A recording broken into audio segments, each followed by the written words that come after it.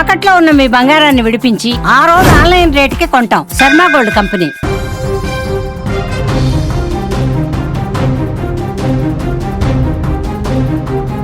America కనుక ఒక్క అడుగు ముందుకు వేస్తే పశ్చిమాసియాలో మా రియాక్షన్ నెక్స్ట్ లెవెల్లో ఉంటుంది. ఇది ఇరాన్ సుప్రీం లీడర్ ఖమేనీ చేసిన డైరెక్ట్ వార్నింగ్. కానీ ఈ వార్నింగ్ ఇచ్చింది ఎవరికి?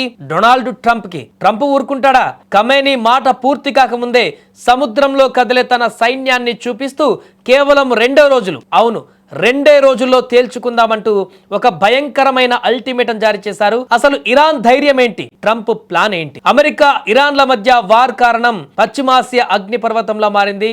Iran supreme leader Ayatollah Khamenei అమెరికాకు ఒక స్ట్రాంగ్ మెసేజ్ పంపించారు. అమెరికా తమపై దాడి చేస్తే మేము చేతులు కట్టుకొని కూర్చోం, మా ప్రతీకారం ఊహించని విధంగా ఉంటుంది అని హెచ్చరించారు.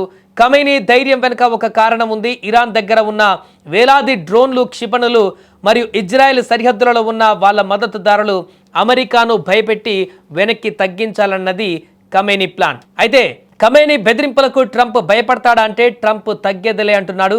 భయం తన డిక్షనరీలో లేదంటూ ఖమేనీ హెచ్చరికలకు స్ట్రాంగ్ కౌంటర్ ఇచ్చారు. 48 గంటలలో డీల్ కుదరకపోతే ఖమేనీ చెప్పింది నిజమో కాదో తెలుస్తుంది అంటూ బహిరంగంగానే హెచ్చరించారు. ప్రపంచంలోనే అత్యంత శక్తివంతమైన అత్యాధునికమైన యుద్ధ నౌకలు ఇప్పటికే మీ సముద్ర జలాలలోకి వచ్చేసాయి, అవి అక్కడ ఎందుకు ఉన్నాయో మీకు తెలుసు అంటూ కౌంటర్ ఇచ్చారు. అంతేకాదు ట్రంప్ మాటలలో ఒక స్పష్టమైన హెచ్చరిక ఉంది.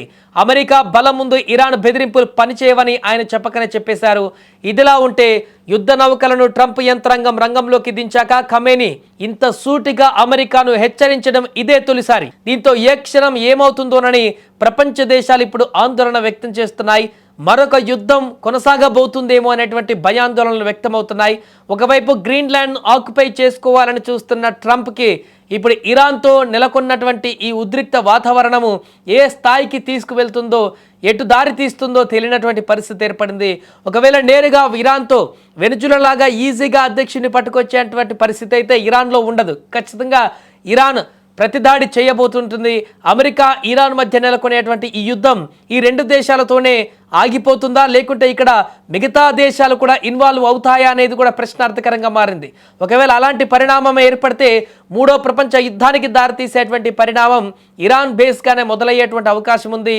ఇంత భారీ స్థాయిలో ఇరాన్ సుప్రీం ఘాటుగా హెచ్చరించాడంటే ట్రంప్కు ఖచ్చితంగా తన వెనక ఇంకా మద్దతుదారులు ఉంటారనేటువంటి అనుమానాలు కూడా వ్యక్తమవుతున్నాయి. ఏదేమైనా కూడా గడిచేటువంటి 24 గంటలలో ఇరాన్ అమెరికా మధ్య ఎలాంటి యుద్ధ వాతావరణం నెలకొంటుంది అనేది ప్రపంచ దేశాలు ఇప్పుడు ఆసక్తికరంగా ఎదురు చూస్తున్నాయి.